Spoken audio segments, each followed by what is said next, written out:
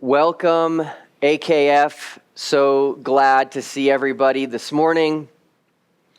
I need to start out by talking about something that we as human beings are tempted to do. Well, at least I am.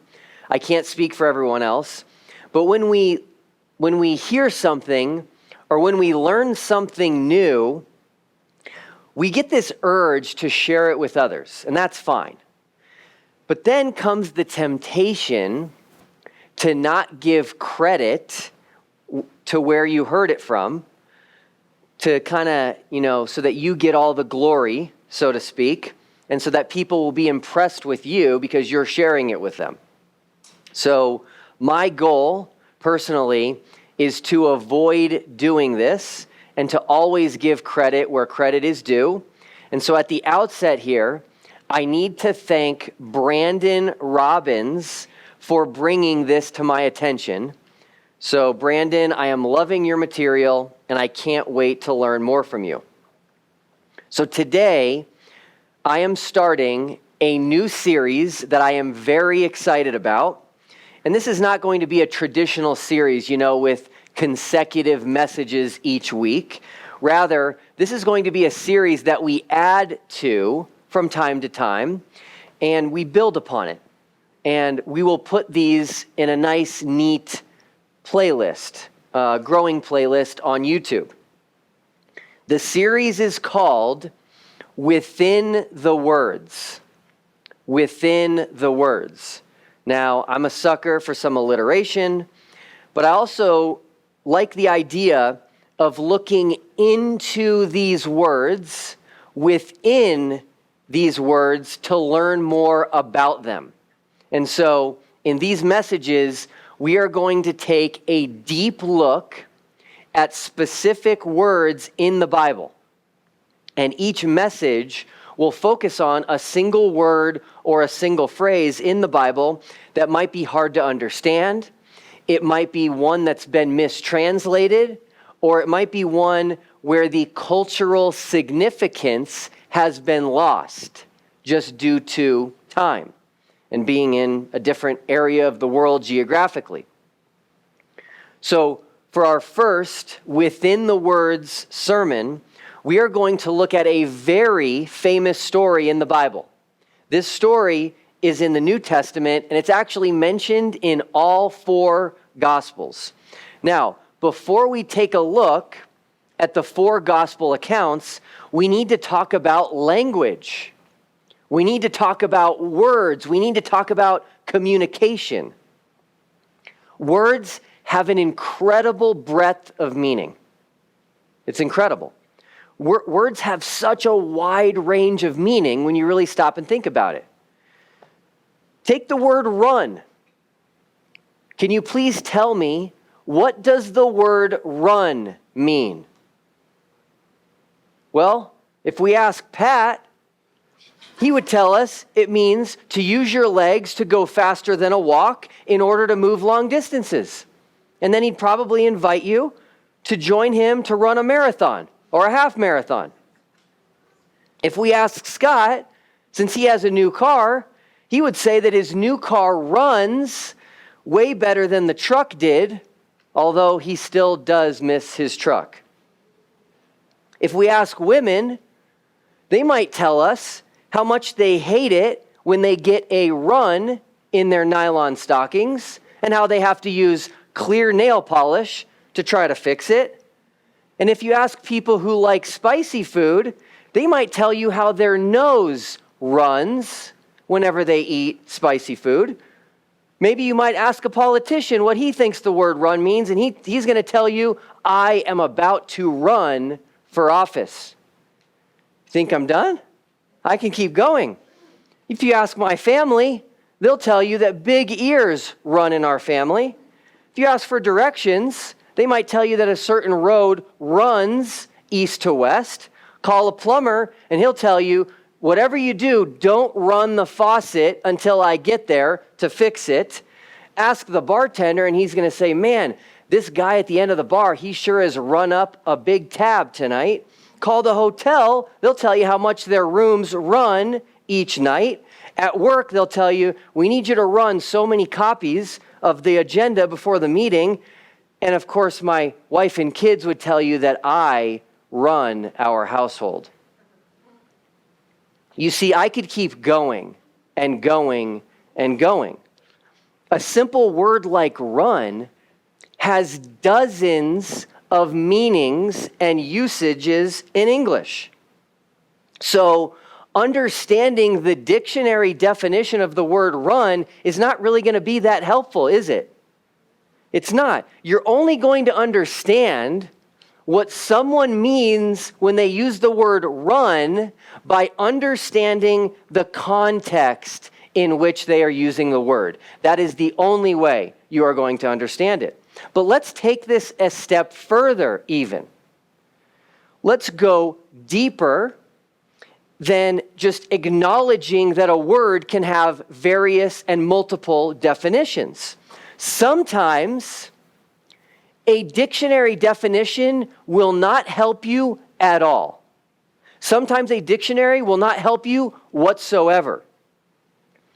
Sometimes understanding the main definition of a word gives you practically nothing in terms of understanding what is meant when that word is used in certain contexts. Imagine this scenario. You and your wife are supposed to go out to dinner. We should be able to imagine this scenario. And it's time to leave.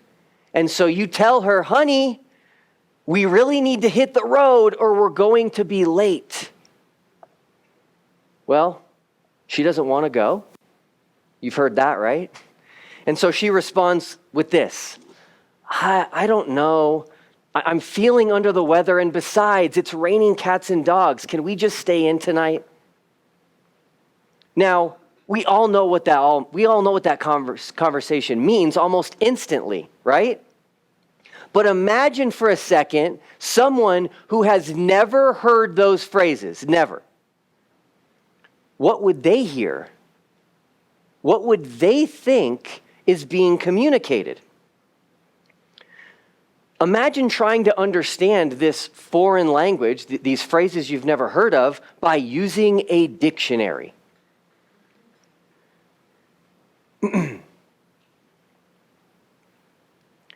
Let's do a thought experiment for a second. Fast forward 2,000 years. English is a dead language. This is all hypothetical. 2,000 years, English is dead, and archaeologists are excavating America, okay? And an archaeologist discovers a VHS tape. And this one has an inscription on it. Archaeologists love when they find artifacts with inscriptions, and this inscription says, Blockbuster.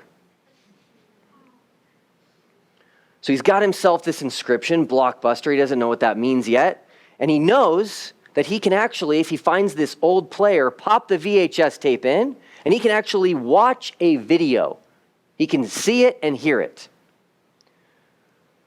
He gives up on why the case says Blockbuster because he can't figure out how in the world a plastic case could break a block of anything. So forget that. And he's like, let's just pop the tape in and let's see what's on. Let's see what the video says.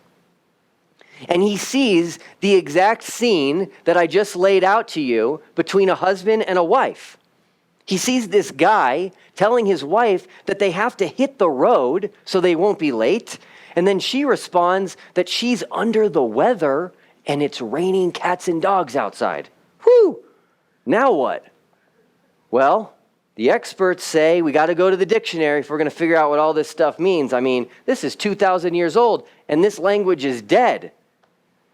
So they go to the English dictionaries and they start with the words hit and the words road, okay?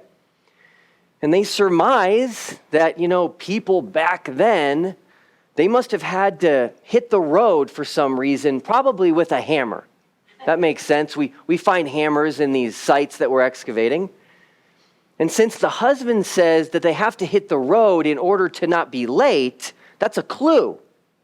So they conclude the roads back then must have been uneven. They must have been bumpy. And so they had to hit the pieces that were sticking up so that they could make it level in order to drive on it to not be late. It all makes sense. All right, great. We're making progress here. We're figuring out what happened in the past in this place called America. Next, they look up the words under and the word weather. Under and weather. Now, this one's tough for them. What could it possibly mean to be under the weather? Aren't we always kind of underneath the weather? This one has them really stumped because in the video, she's inside the house. She's not even outside. Why would she refer to herself as being under the weather when the weather is on the outside of the house, but she's on the inside of the house? They're stumped, but then they remember a clue. She said it's raining cats and dogs outside the house. Aha! Maybe she doesn't want to be underneath the weather because being underneath means there'll be cats and dogs falling from the sky and she doesn't want to get hit by them. Okay, wait a minute. It rained cats and dogs 2,000 years ago in America? Wow. You see, idioms take shape in a culture. And once they've taken shape, they're very easy to understand if you are a part of that culture. That's the key. But they become very difficult to understand when you are completely removed from that age and that time and that place. Very difficult. Now, the New Testament takes place 2,000 years ago, and the Gospels took place on the other side of the planet in Israel. And Koine Greek, which was the lingua franca of the time, is now a dead language. It's gone. So we have an uphill battle here when it comes to the Bible and the New Testament. And in my opinion, the last thing we should do when reading the Bible is think that the meaning of the words are obvious. That is not what we should do. We should think the opposite. They may not be obvious. And the second thing that we should not do, again, in my opinion, is think that if we look up a Greek word in a dictionary, that is definitely what the word means. We shouldn't do that either. That might be incorrect. It might be incorrect in the context of what you're reading, meaning that the dictionary definition doesn't apply in that context. And this is rare, but it might just be flat out incorrect. There are still Greek words that we really don't know what they meant originally, and people are still researching them, and people are still writing books about them, trying to figure out what they mean. Have you ever heard of a transliteration? We have some words in our Bible, because we really don't know what they originally meant, we just transliterate them and we make a word that sounds like the Greek word. So let's look at a story that we are all very familiar with in the Gospels, and then let's look within the words at one word that may not mean what you think it does, and it will forever change how you view this story. I guarantee you that when we are done, you will always think about what we are about to discuss whenever you read this story. So let's start in Matthew 26. And we're going to start the story at the Last Supper.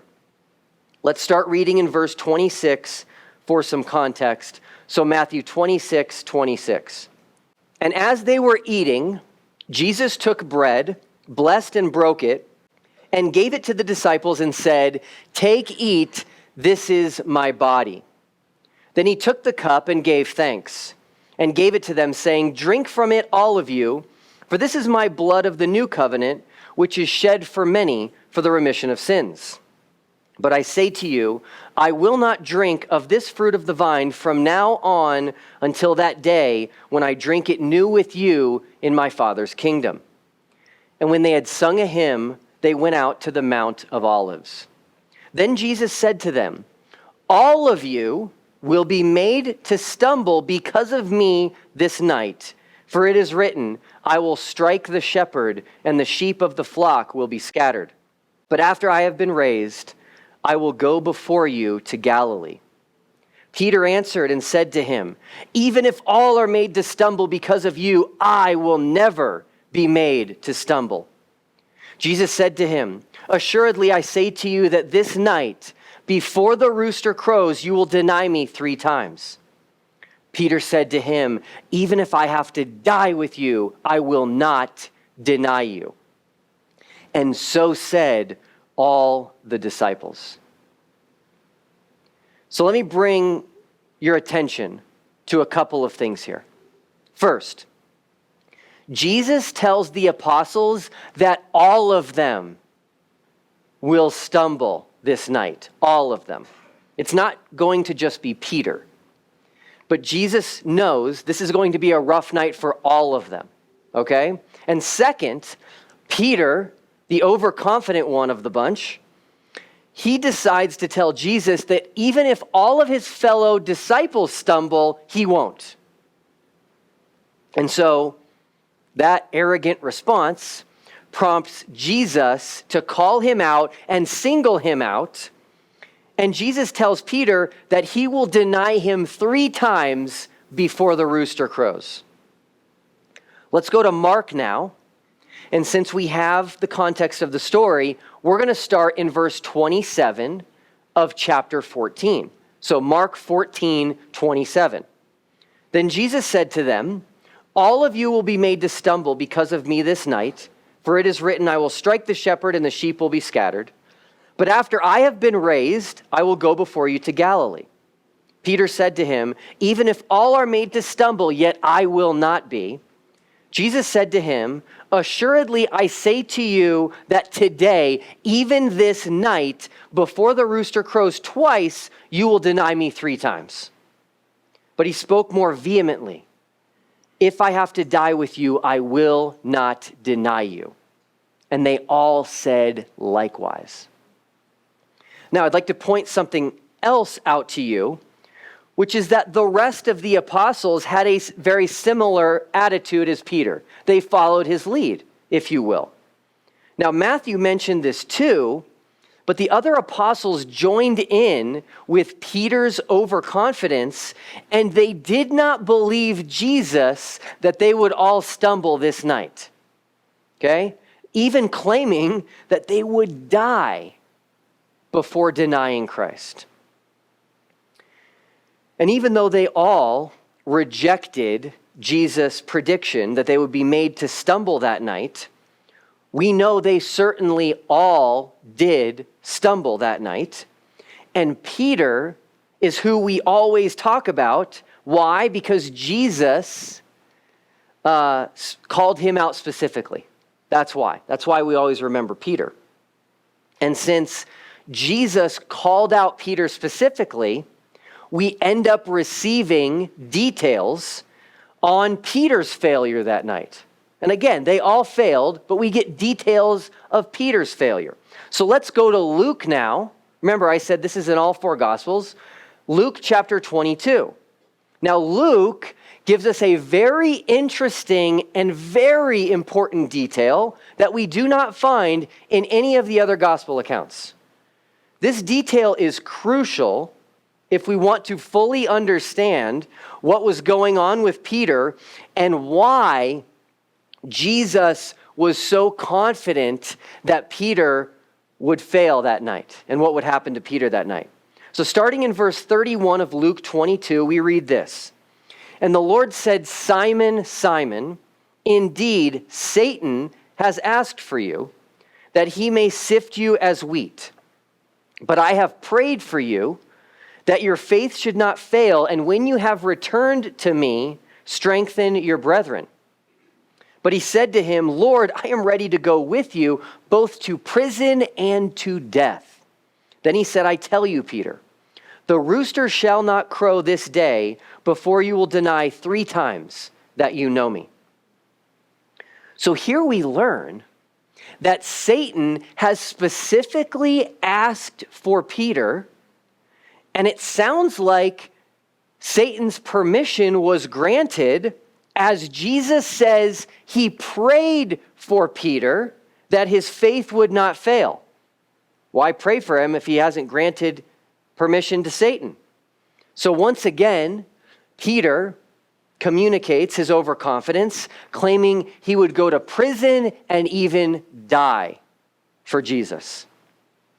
So lastly, we have John's account. And in John's account, we have one minor addition. So let's hop on over to John chapter 13 and read verses 36, 37, and 38. Simon Peter said to him, "Lord, where are you going?" Jesus answered him, "Where I am going, you cannot follow me now, but you shall follow me afterward." Peter said to him, "Lord, why can I not follow you now? I will lay down my life for your sake." Jesus answered him, "Will you lay down your life for my sake? Most assuredly, I say to you, the rooster shall not crow till you have denied me 3 times. I like how Jesus responds here. After Peter says he will lay down his life for Jesus, Jesus' response is like, "Oh, really? You'll lay down your life for my sake? Is that right? Actually, you won't. You will deny me multiple times." So I bet you are exceedingly curious what word we are going to look at in this story. I won't make you wait any longer. For our first within the words message, we are going to take a closer look at the word rooster. You didn't expect that one, did you? How could this mean anything other than rooster? Buckle up. This is going to be a fun ride.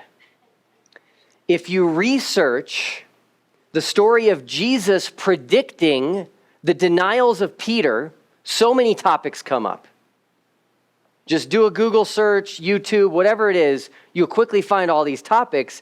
And so many things are mentioned, so many issues are debated, and I think they've all missed something. They've all missed something very significant. Let me give you some examples of what I'm talking about. So first of all, you'll find this quickly. Skeptics of the Bible, they bring up how the 4 gospel accounts of this story contradict each other. And so you're going to find a ton of information from them, from the skeptics, telling you that the gospels are not reliable because of this story, because the gospel accounts contradict each other. Then when you start researching more, you get the Christians, and these are the Christians who want to refute the skeptics and their claims that the Gospels contradict each other. And so they produce tons of content as to why there is no contradiction here and how to reconcile the apparent contradiction. Then you get those who are trying to figure out exactly what time Peter denied Christ for the third time based on, you guessed it, what time roosters crow. How's that? And that always leads to a debate. And without fail, someone always pipes in and hops in that debate, and it's someone who's lived on a farm, or it's someone who has intimate experience with chickens, and they say, "Wait a minute, you're wrong. Roosters crow all the time. They don't crow at a certain time of day. They crow all the time. They crow whenever they feel like it." And so then now there's a debate within Christians, and the ones on the farm are like, this is an exercise in futility trying to figure out what time Peter denied Christ for the 3rd time. Then there's those who like to spiritualize the rooster, and they like to spiritualize the crow. One guy, I kid you not, he says that if a rooster shows up in your dreams, then that means something is going to happen in your life. And he even goes into what the different things the rooster does in your dream means is going to happen to you. He says, if a rooster crows in your dream, expect this. And if a rooster dies in your dream, expect this. Over spiritualizing this thing. What if all of these people, what if all of these debates, what if all of this has missed something incredibly important? What if this is not referring to a rooster at all? When we see the word rooster, we automatically assume that it's referring to an animal, right? A male chicken. And when the story talks about this rooster crowing, it really leaves no room for any doubt in our minds. We think, well, this must be referring to a rooster. But let's look closer, and let's not forget that when it's raining cats and dogs, there are no animals involved. So we're going to start by looking at the Greek word here. After all, the Bible was not written in English. Sorry, King James. So the Greek word, translated as rooster or cock in some translations, is the word elector. I want you to look at that word. It's the word elector. And as far as I can tell, this word is defined as an adult male chicken. That's what I believe. And so then let's look at the word that they translate crow or crows. The rooster crows. And this is the word phoneo. Phoneo. And as far as I can tell here, this word means call or crow. So a rooster call would be the most literal translation of these two Greek words. And we call a rooster call a crow. So rooster crow seems to be the best translation here. So we have two words, elector and phoneo. Elector and phoneo. Now, if these should be translated as rooster crow, then what could this possibly mean other than a male chicken crowing? Well, let's turn to Mark chapter 13, and let's look at something very interesting, something that is so easy to miss, and honestly, I missed it my entire life. We're going to start with verse 32. Mark 13:32 is a verse that you will recognize almost immediately, but it's what comes after that might come as a surprise to you. Verse 32, but of that day and hour no one knows, not even the angels in heaven, nor the Son, but only the Father. Take heed, watch, and pray, for you do not know when the time is. It is like a man going to a far country who left his house and gave authority to his servants and to each his work, and commanded the doorkeeper to watch. Watch, therefore, for you do not know when the master of the house is coming, in the evening, at midnight, at the crowing of the rooster, or in the morning, lest, coming suddenly, he find you sleeping. And what I say to you, I say to all, watch. We have 4 times of day listed here. First is evening. Next is midnight. Then it says the crowing of the rooster. And finally, morning. Now, if you're just reading through the Bible here quickly, at first glance, we might think that he's just saying to always keep watch, right? We see these times of day and we think, oh yeah, 24/7, got it, always keep watch. No. That's not what this is saying. Look closer. This is only referring to when you sleep. Isn't that interesting? It's only referring to when you sleep. Now, you wouldn't normally break up the time that you sleep into 4 parts, right? I mean, the time we sleep is such a short period of time. But that's exactly what Jesus does here. He breaks up the time that we sleep into 4 parts. You go to bed in the evening. You're fast asleep by midnight. Then we have this crowing of the rooster, which we don't know what that is yet. And then we wake up in the morning. So what is Jesus talking about here? Why is Jesus emphasizing to keep watch throughout the night specifically. Now, I want you to notice something. Jesus says to watch 4 times. Isn't that interesting? Take heed, watch, and pray. And commanded the doorkeeper to watch. Watch, therefore, for you do not know when the master is coming. And what I say to you, I say to all, watch. The emphasis on watching and the 4 segments of time throughout the night are not arbitrary at all. They have a very specific meaning. You see, Jesus was speaking to them with language that they would understand in their culture, that they would understand at this time period. This was a double meaning, and it was obvious. Jesus was telling them to watch as he listed the 4 different night watches to give the double meaning. You see, the Jews had night watches throughout the night. So did the Romans. Okay? Now, these watches are actually mentioned in the Old Testament. If you missed it, don't feel bad. So did I. Let's turn to Lamentations chapter 2. Lamentations 2:19 says this: Arise, cry out in the night at the beginning of the watches. So the beginning of the watches starts at night.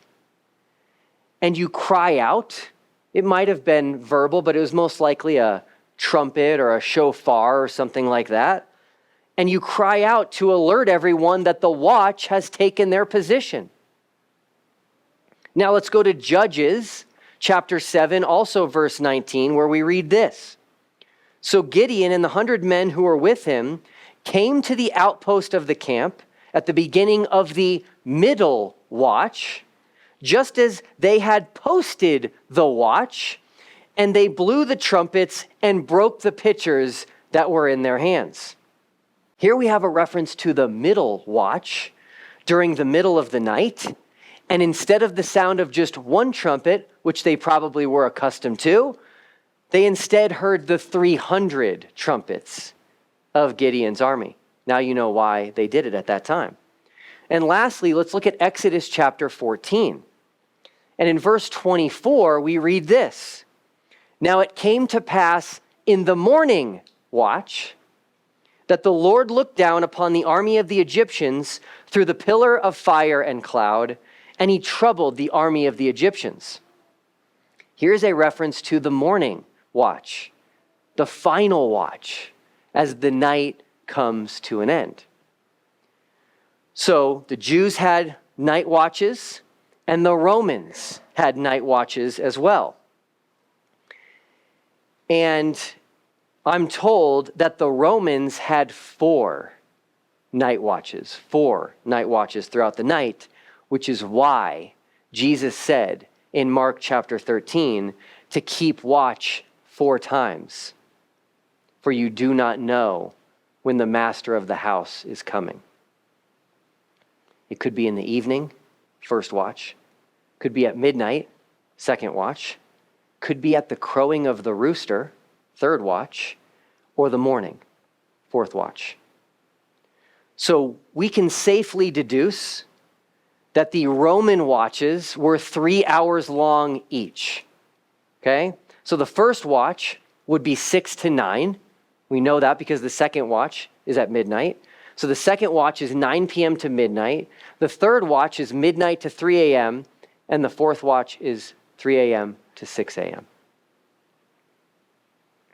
So why is the third watch from midnight to 3 a.m., why is it called the crowing of the rooster? That's the name of the watch. Well, let's look at the Greek here in Mark 13, verse 35. And believe it or not, the entire phrase, at the crowing of the rooster is a single Greek word. Funny how that works sometimes, right? We have 6 English words in this verse, all come from just one Greek word. And that word is electoraphonia. Electoraphonia. That's the single Greek word that we get those 6 English words from. Does that word sound familiar? Back in the story of Jesus telling Peter he would deny him, we had the words elector and phoneo. Elector phoneo. And here we have electoraphonia. You don't even need to know Greek to both see the resemblance and hear the resemblance. Now let me read for you the definition of this word from the Lexham Research Lexicon, which is put out by Logos Bible Software, and a ton of Bible dictionaries have this definition. The definition of electoraphonia in the Lexham Research Lexicon is this: the third 3-hour period of 4 of the night from 12 to 3 a.m. named rooster crow. That is the definition of that Greek word in Mark 13. Isn't that cool? This word used by Jesus in Mark 13 is the name specifically given in that culture to the third watch of the night. That was the name of the third watch. The third watch had a name. It was called the rooster crow. Now, this is what's known as an idiom. Just like when we say it's raining cats and dogs and there are no cats and dogs, they called the third watch the rooster crow, and there was no rooster. Now, we actually have a really cool archaeological discovery related to this as well. And by the way, this is a very recent discovery. This discovery was made in 1968. And so you have to remember, for an archaeological discovery, that's recent because we're going back to the 1st century for this discovery, which is 2,000 years ago. Now, this discovery has a name, and it is known as the Trumpeting Place inscription. And it was discovered on a stone on the southern wall of the Temple Mount in Jerusalem. Okay? Here is a picture. This picture is just to give you a visualization so you understand what I'm about to describe for you. Okay? The discovered stone was probably thrown from the corner of the Temple Mount when the temple was destroyed in 70 AD. That makes the most sense. And it was not found for 1,900 years. And it was discovered by Benjamin Mazar. Now, this inscription has 2 words on it. The first is translated "to the place," and the second is either "of trumpeting," "of blasting," or "of blowing." So essentially, it's saying the place where the trumpet is blown or blasted, the trumpeting place. Now, there's a 3rd word in the inscription, but I think we only have 1 or 2 letters, so we don't know what it means. People come up with all kinds of crazy ideas, but you just can't do that. So it appears, based on the location of where it was found, the fact that it says "of the trumpeting place," that this stone marked the spot where the person who blew the trumpet stood. And so we know that during the time of Christ, they utilized trumpets from way high on the Temple Mount to communicate to the people. Now, this wall where this was found is incredibly tall. The pictures don't even do it justice, but I'm going to show you a picture right now that I actually took when I was standing at the very spot that this stone was originally located and discovered on the Temple Mount. So I'm standing outside the walls, and you can see how tall the walls are. It's astounding what they were able to build and accomplish back then. Now, this wall that you're looking at includes part of what Herod the Great built when he expanded the Temple Mount. And then this picture, which I also took, is actually leftover rubble from the destruction of the temple in 70 AD. And so the trumpeting place inscription was discovered in a pile just like this, located right here, right here. And then here's a picture showing an artist's rendition of what the Temple Mount may have looked like prior to its destruction in 70. That corner that's closest to us in the middle of the picture, the top corner there is where the stone was located, right there above the archway at the very top. And so you can see how massive the Temple Mount was. And so the trumpeter would stand on the corner to blast the trumpet, which could then be heard for a very, very far distance. And so let's conclude here after this very fun journey. When Jesus told Peter that he would deny him 3 times before the rooster crowed, he was most likely referring to the trumpet of the third watch that night. Meaning, Jesus was essentially referring to a time of night, specifically the third watch, which was known as the rooster crow. And this makes way more sense if you think about it, and it actually solves a lot of what I would call the petty debates about the rooster. Like, what time did the rooster crow? Well, when do roosters crow? Do they just crow in the morning, or do they also crow at night? All these debates. And the issues don't stop there. If it's true that roosters crow all the time, there was probably multiple roosters there. Does that mean God had to intervene and then shut up all the roosters until Peter denied Jesus 3 times and then only let one of them crow at that time? None of these issues need to be debated or hashed out anymore once we understand the idioms that they had during the time of the Bible. And oh yeah, the contradiction that skeptics tell us exists in the story of the Gospels, that too is solved by this. That is solved by an understanding that this was not an animal. This was not a male chicken.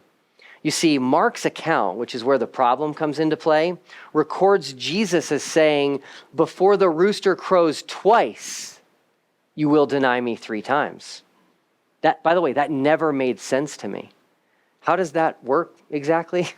And how do you reconcile that with the other gospel accounts which say before the rooster crows at all, you will deny me 3 times? It's very difficult.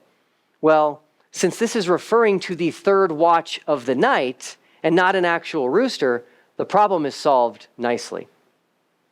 In the Mishnah is a collection of Jewish oral traditions. It says this in Sukkah 5:4. At cockcrow, they blew a sustained, a quavering, and another sustained blast. So we know there were 2 blasts specifically at cockcrow, which is what Jesus was referring to when he said, before the rooster crows twice, you will deny me 3 times. Let us pray. Father in heaven, we just come to you today, and I'm just so thankful that people still treasure your word and that they look into your word and study your word.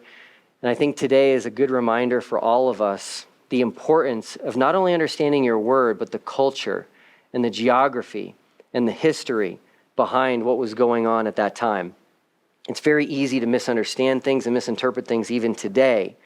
And so it's important that we take your Bible, your scripture so seriously that we strive to understand exactly what was going on so that we know the true meaning of what happened, of what you recorded, and of what you want us to understand today.